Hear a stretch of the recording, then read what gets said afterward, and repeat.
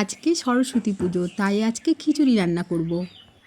প্রথমে নেব চাল, ডাল, মটরশুঁটি, আলু। এরপর কড়াইতে তেল নিলাম, তারপর আলুগুলো লাল লাল করে ভেজে নিলাম।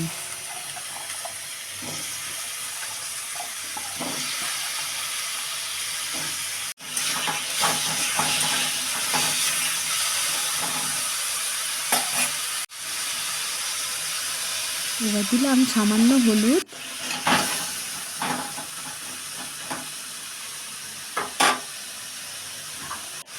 তারপর দিলাম সামান্য নুন।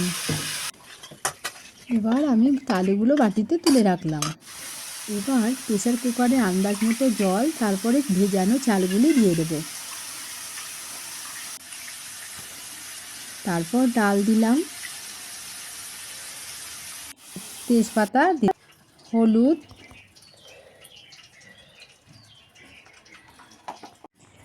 জিরে গুঁড়ো, নুন, লঙ্কা গুঁড়ো দিলাম। এবার প্রেসার কুকার বন্ধ করে গ্যাসে চাপিয়ে দিলাম। এবার কড়াইতে তেল, শুকনো লঙ্কা, জিরে ফোড়ন দিলাম। এবার খিচুড়ি পুরো তৈরি। ঠিক আছে বন্ধুরা, এবার আমি খেতে বসলাম। তোমরাও বাড়িতে করে খেও।